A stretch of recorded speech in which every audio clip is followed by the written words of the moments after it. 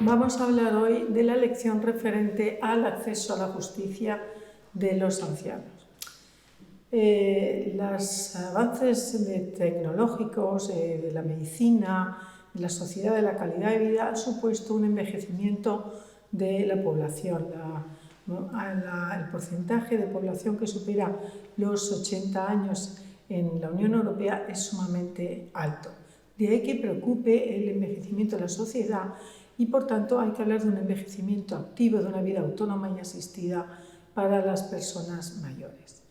De tal modo que, al estar en esa situación, hay que ampliar los canales de información dirigidos a las personas mayores y buscar de forma más concreta un correcto acceso a la tutela judicial efectiva.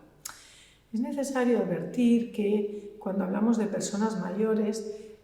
sin duda alguna debemos en muchos momentos, como veremos más adelante, reconducir el tema a la protección o al acceso a la justicia de las personas con discapacidad, puesto que las pérdidas de condiciones sensoriales, psíquicas, físicas, en definitiva, muchas ocasiones reconducen a esa situación de discapacidad de un modo u otro, ¿no? O eventual disfunción.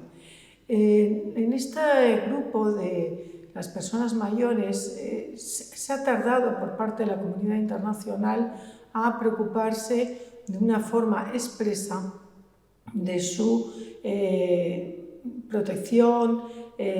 atención, acceso a la información, acceso a los servicios, etc.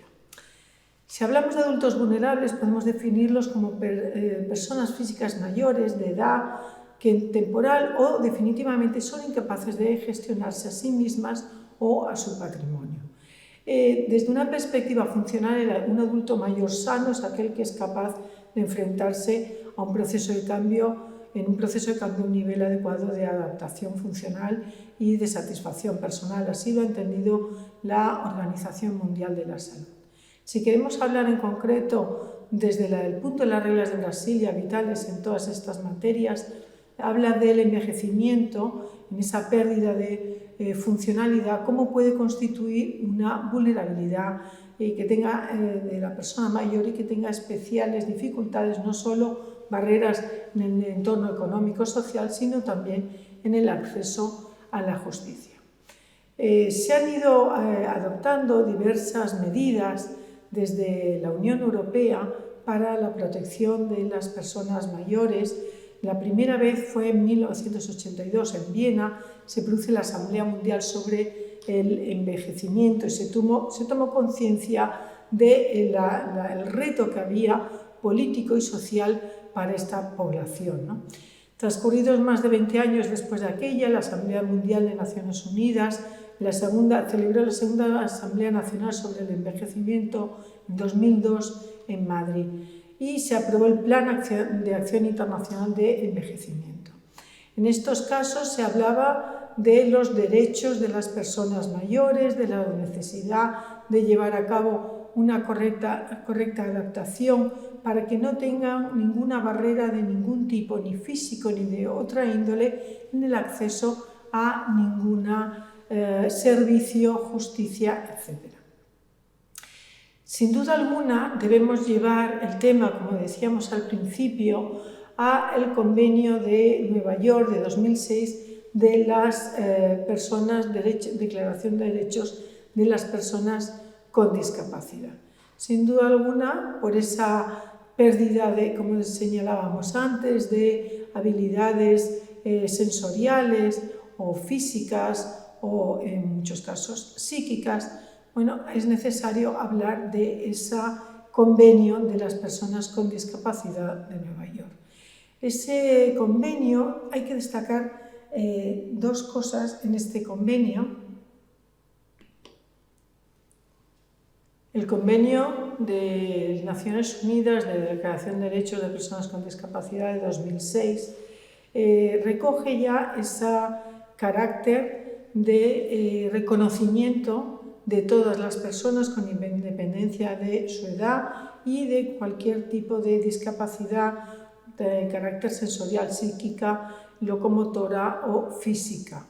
De tal modo que cabe destacar como especialmente los artículos 12 y 13 del Convenio de Nueva York de 2006, en el 2012 donde se hace un reconocimiento de la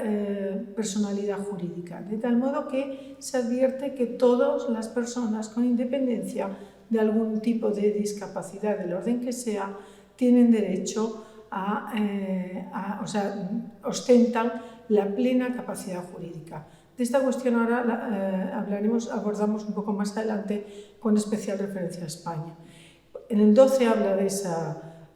reconocimiento de la capacidad jurídica y en el artículo 13 del acceso a la justicia, de la tutela judicial efectiva, el acceso para todas las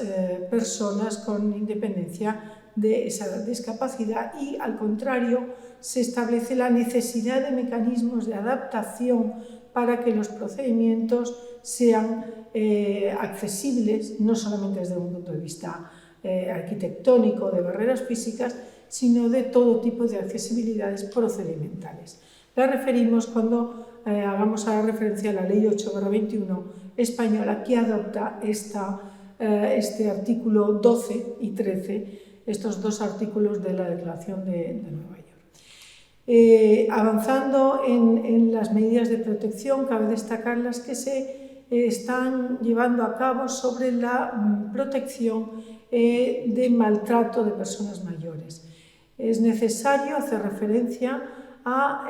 una serie de medidas específicas que, al igual que existen en los supuestos de violencia de género, deben ser incorporadas para las personas mayores. El maltrato de la persona mayor es muy difícil de definir, es muy borroso, se produce en un silencio lamentablemente prácticamente absoluto y, por tanto, hay que tenerlo en cuenta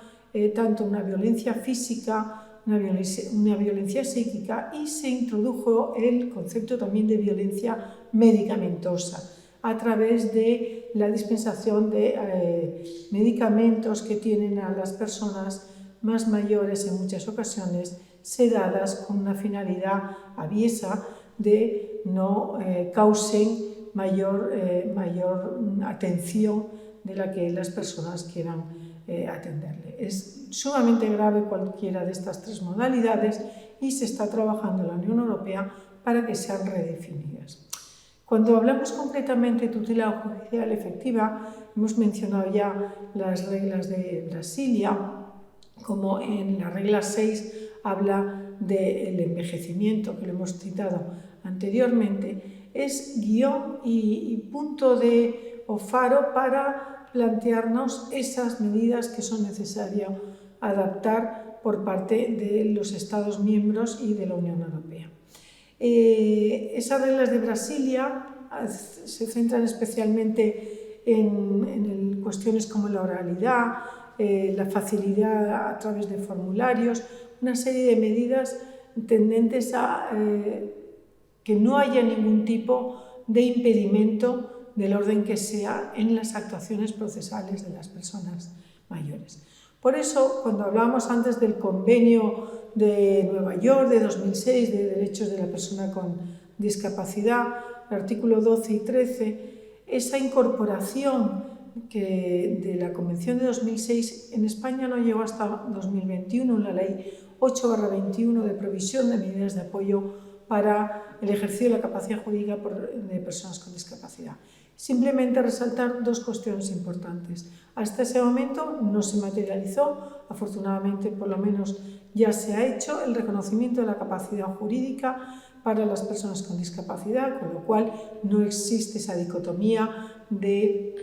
capacidad para ser parte y capacidad procesal dentro de un proceso, sino que al tener plena capacidad jurídica ostentan de ella. Es verdad que se prevé un sistema de medidas de apoyo, por ejemplo, a lo mejor para el ejercicio de su plena capacidad jurídica dentro de un proceso u otro tipo de disposiciones patrimoniales del orden que sea. Pero lo más significativo quizás como desaparición de barreras y abrir canales adecuados para el desarrollo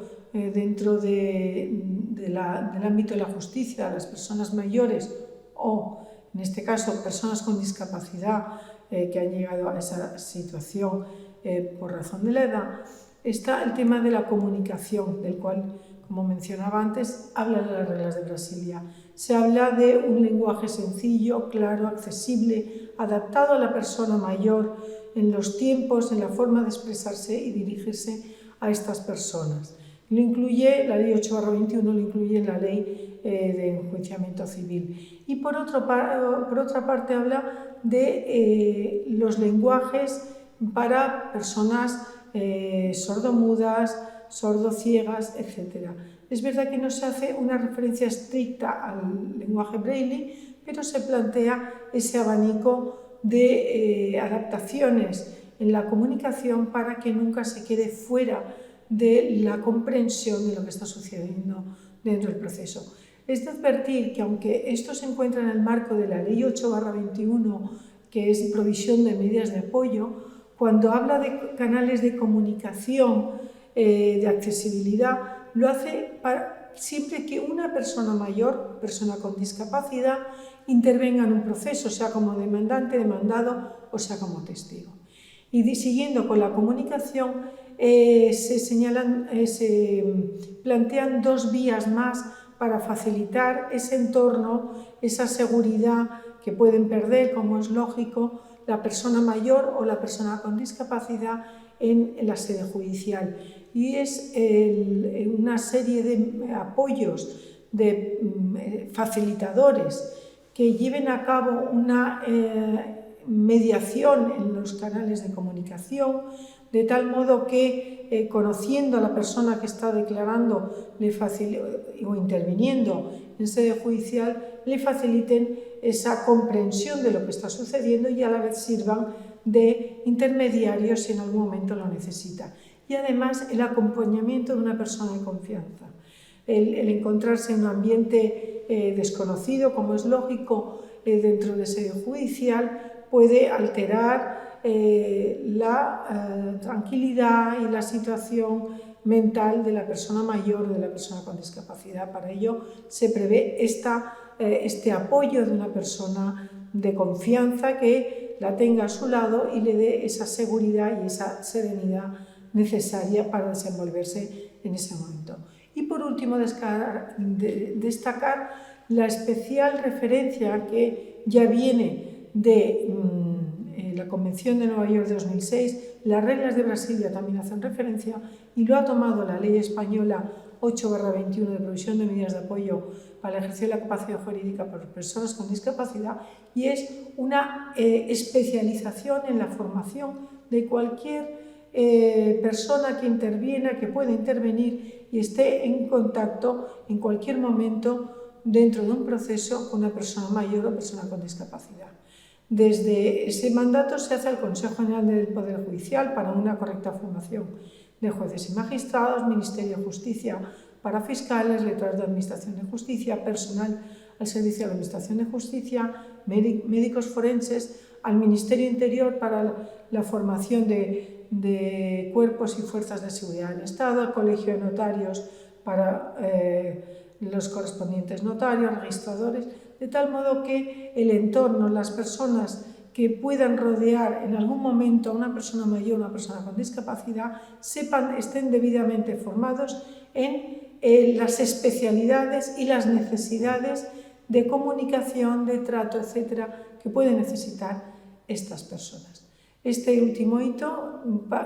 viene a ser de la Ley 8/21, viene a ser un referente tanto para personas mayores como para personas con discapacidad, aunque queda terreno por recorrer, pero se ha dado un paso importante en esa tutela judicial efectiva, en ese acceso a la justicia de este grupo de personas mayores.